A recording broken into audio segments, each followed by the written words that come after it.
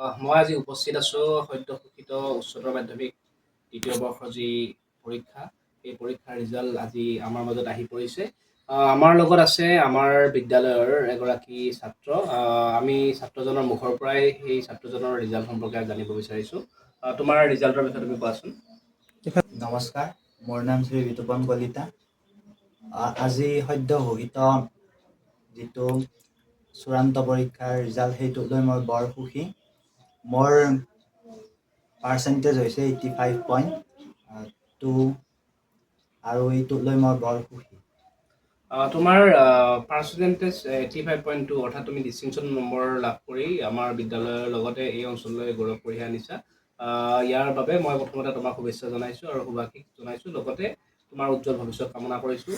এতিয়া সুধিব খুজিছোঁ যে তুমি হায়েষ্ট নম্বৰ কোনটো মানে ছাবজেক্টত বা তোমাৰ হায়েষ্ট তিনিটা ছাবজেক্টৰ নাম মই জানিব বিচাৰিছোঁ।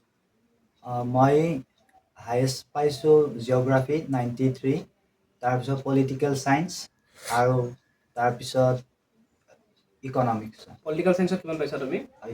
পলিটিক্সৰ মই 90% লাভ আৰু কৰিছোঁ। আৰু ইকনমিক্সত? ইকনমিক্সৰ 85। 85। ঠিক আছে, কংগ্ৰেচুলেশ্যন ওৱান্স এগেইন। এতিয়া আহিছোঁ, তুমি তোমাৰ যে এই যাত্ৰা, যি দুবছৰীয়া যাত্ৰা, তোমাৰ নিশ্চয় দশম শ্ৰেণীৰ ৰিজাল্টটো ভাল হৈছিলে। গতিকে এই দুবছৰীয়া যাত্ৰাত তোমাৰ যি কষ্ট, সেই কষ্টৰ ফলতে তুমি আজি পাইছা। গতিকে তুমি অকণমান তোমাৰ যাতে আমাৰ আহি থকা ল'ৰা ছোৱালীখিনিয়ে যাতে গম পায়, গতিকে তুমি দুআষাৰমান কথা কোৱা যে কেনেধৰণে পঢ়িলে তুমি যিখিনি ফলাফল লাভ কৰিছা সেই ফলাফলখিনি লাভ কৰিবলৈ সক্ষম হ'ব পাৰি। এই বিষয়ে তুমি অকণমান ক'লে ভাল হয়। ফলাফলৰ বিষয়ে ক'বলৈ গ'লে, যদি ফলাফল ভাল হ'ব লাগে তেতিয়াহ'লে আৰম্ভণিৰ পৰাই যদি সময়মতে অতি কমেও 6 ঘণ্টাকৈ পঢ়া যায় তেতিয়াহ'লে নিশ্চয়কৈ শেষত এটা ভাল ফলাফল লাভ কৰিব বুলি মই ভাবোঁ। আৰু আৰম্ভণিৰ পৰাই নিয়মানুৱৰ্তিতভাৱে পঢ়ি থাকিলে নিশ্চয়কৈ ফলাফল ভাল হ'ব।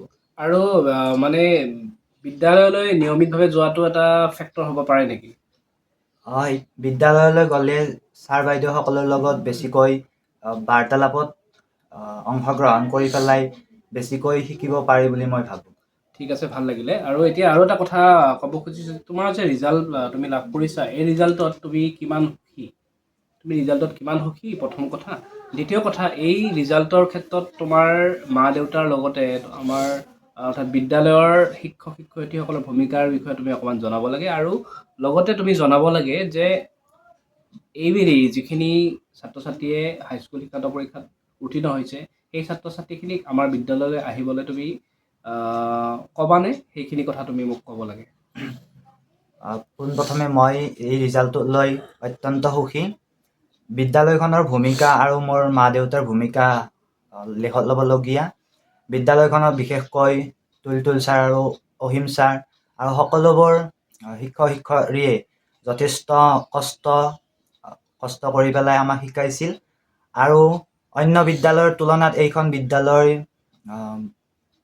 পাঠদান সেইটো অধিক উন্নত বুলি মই ভাবোঁ, কাৰণ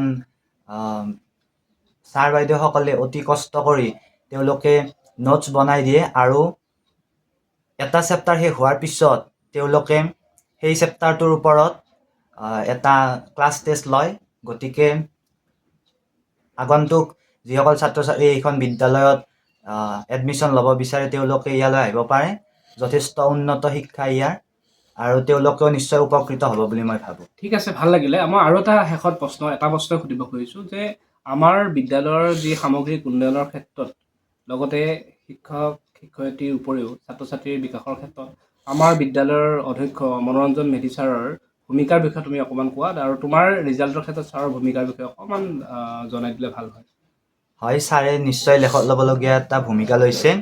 তেখেতৰ চেষ্টাতে হয়তো অইন বেলিকাৰ দৰে এইবেলিও আমাৰ বিদ্যালয়ৰ ৰিজাল্ট যথেষ্ট উন্নত হৈছে।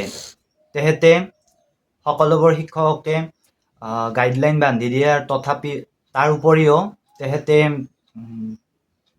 সকলোবোৰ ক্লাছ পৰিপাটিকৈ বা নিয়মানুৱৰ্তিভাৱে হৈছেনে নাই সেইবোৰৰ প্ৰতি খুব ভালদৰে নজৰ ৰাখে। ধন্যবাদ। ভাল লাগিলে তোমাৰ লগত কথা পাতি। তোমাৰ অনাগত দিনসমূহ ভাল হওক। নিৰোগী হৈ থকা সুস্বাস্থ্যৰ অধিকাৰী হোৱা। গতিকে আজিলৈ ইমানতে এৰিছোঁ। নতুন এটা ভিডিঅ'ত আকৌ লগ পাম।